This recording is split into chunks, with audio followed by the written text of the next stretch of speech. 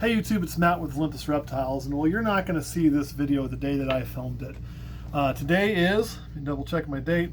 I don't know why it went off my watch. I want to say it's the 15th, but it is the day that we in the public received the notification of Brian Barczyk's passing. And so I sat around, I thought about that before I filmed, and decided, what do I really want to do? What do we really want to talk about with that? And the fact of the matter is, if you follow us, I already did a video not that long ago kind of talking about my feelings about that. We did that in a live format, and we let other people share their thoughts and their feelings about Brian and the influence and effect that he's had on them. So today, what I wanted to get into is what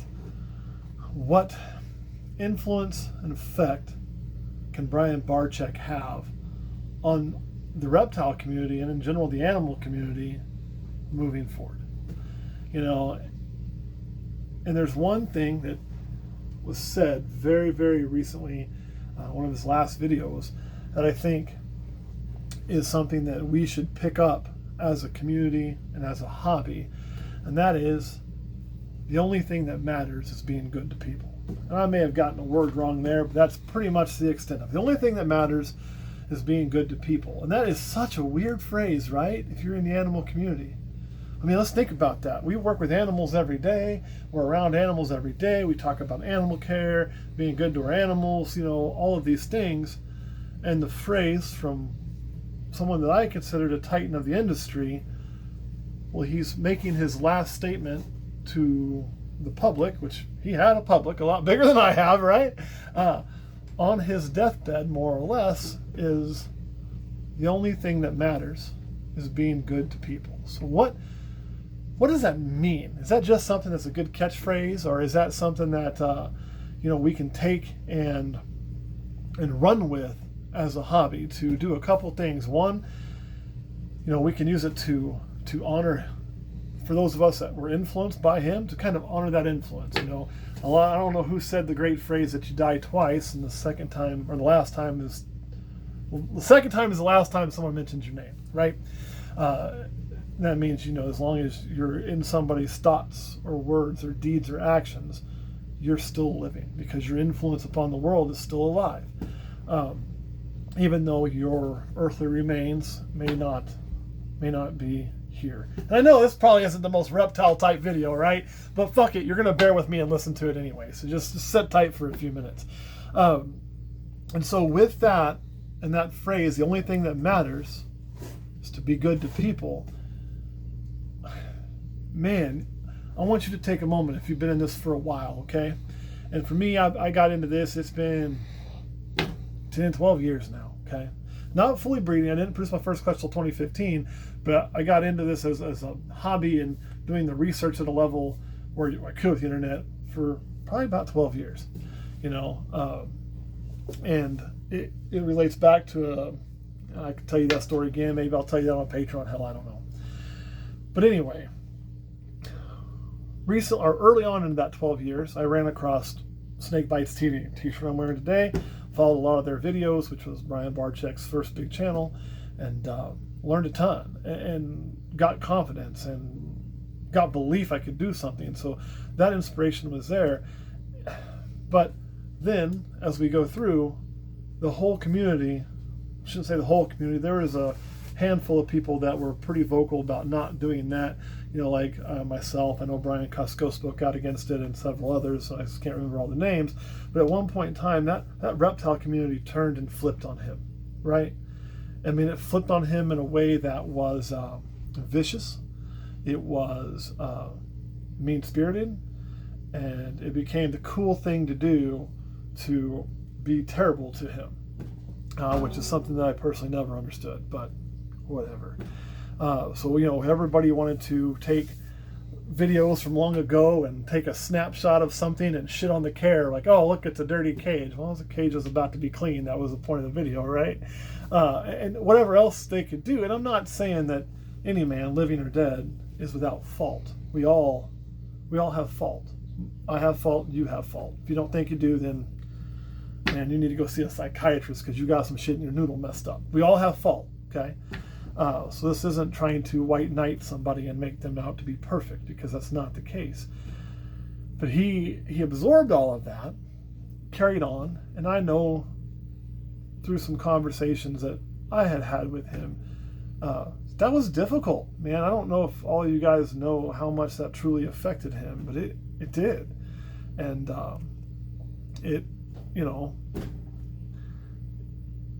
it's hard to have that thick of a skin sometimes. And so then fast forward, and it kind of flips with the zoo, and there's still new people coming in, and, you know, because that man brought new people to this hobby. We're going to struggle bringing people into this hobby the way he did. I promise you that. It is much more difficult now, because think about how many people would watch his vlog or watch snake bites back in the day that weren't really looking for a snake. You know, I saw someone post on a comment of mine, kind of just sharing about how they found him because they were just purchased a sonogram to sonogram goats, and looking for videos about sonograms, they found Brian Barczyk, saw an egg cutting video, and got hooked, man. And then they were in, right? Now they're a snake person, just like that. That's where we're going to lack until the next one of him comes along. And no, that's not me, and no, that's not anybody else I've ever seen. You know, I mean, we'll have them. We had Jack Hanna, we had Steve Irwin, we had Brian Barczyk. There will be another that will pull people like that, but it is going to be kind of difficult until then. But as you look, even though there was points he wanted to kind of be done with the ball python hobby, right? There was. And the way that he was treated by a number of individuals and things, just decide whether it was worth it. He decided to persevere and stick that out. He also kind of let that shit go, man. And he still decided to be kind to everybody involved and still bring in new people to our hobby. It was still the first in line to help people if they needed it, man. If you shot him a message, he's going to get back to you if you had the opportunity. If you saw him in person, got a chance to talk to him, he was going to have that same warm smile and acting like a 12-year-old kid super excited at Christmas. That's just who he actually was. So to take that example of be good to people, what I think it means is, you know, take the people in the hobby and treat them well. Rather than take a chance to tear down somebody because they've got more than you do, whether it's more influence, more snakes, more money, more whatever, or to take the chance to tear down somebody who's got less or newer than you do, have less experience, less animals, less whatever, less clout, and rip those people for our own, I guess, to make ourselves feel better. I don't know why people do that. Take that moment to be good to them. And even if, here's the hard part, right? Even if they don't deserve it. Just let that sink for a minute. Even if they don't deserve it, take a moment to be good to them.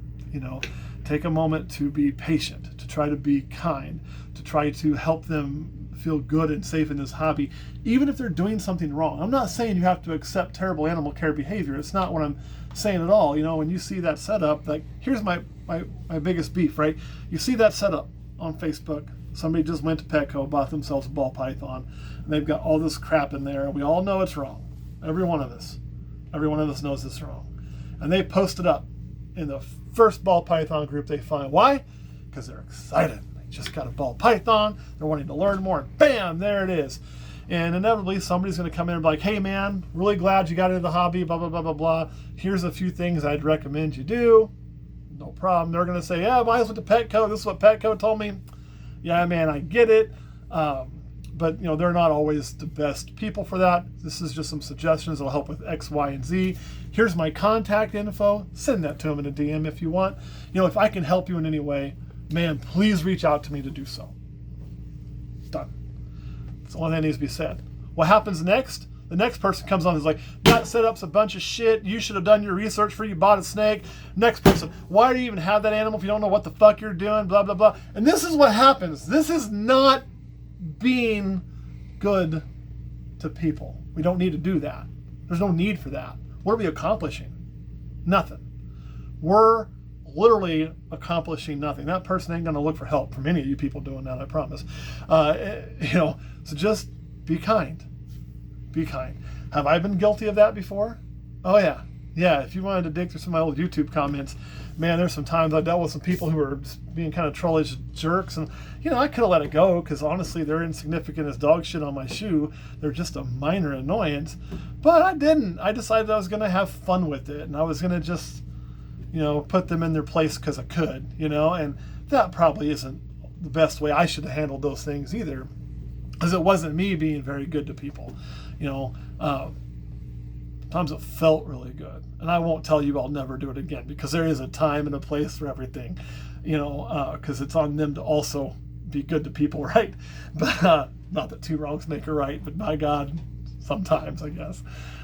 But the point I want to have for you is as you go through the ball python world, right, and the animal world in general, accept a few things, just a few. The first thing I want you to accept is that you don't know everything. Nobody does. We're all going to learn more. Me, you, all of us. Okay. The second thing I want you to accept is that you're going to be better off being kind to those people, even when it's difficult. Make a conscious effort on that Facebook post. Make a conscious effort at that show. Make a conscious effort with that 37th question, the same question from the 37th different person, where you just want to snap because you're tired of hearing it. Make a conscious effort to be kind, because remember, that's how our hobby and our industry grows. And we don't have Brian to do it for us anymore. Okay, that ship has sailed. And I know Noah's going to take over the blog, and so are other people, and I'm sure they're going to do a great job, but there's a difference. There just is, and we don't have that central figure. And somebody's going to be like, well, we got Nerd, and we got, Mike Wilbanks, and you can pick any of the large breeders you want to pick. But none of them have that ability to pull people in the way Brian did. I mean, and I love the shit out of Kevin. Kevin's a smart guy, man. Kevin's probably forgot more about breeding snakes than I'll ever know. Just truth. So it ain't a knock, or it ain't a rip, or it ain't like an attack, but it's the little pieces and parts of that personality. It's that unique ability to reach in, make you feel safe, make you feel welcome, not make you feel dumb, and touch a piece of your soul to bring you along on his journey and make you passionate about what he's passionate about. That's what Brian can do. If all of us can pick up just a little bit of that slack, just a little bit, we're going to be fine as a hobby.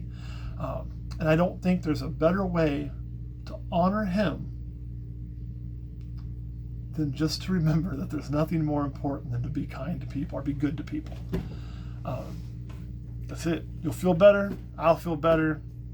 He'll live forever. That's kind of the point, right? So this was a little different than most of our videos. I'll give you that. It was kind of a spur of the moment decision, and I wanted to talk about that loss, but I wanted to talk about it in a way that's different, with a way to move forward and a way to keep the ones we've lost that are important to us there in some way, shape, or form. Caleb, anything you want to add to that? Nothing at all, huh? Nope. You all can't see it. Caleb's crying streamers right now. No, I'm kidding. I'm not that good. All right, guys, thanks for watching. We'll see you all next time.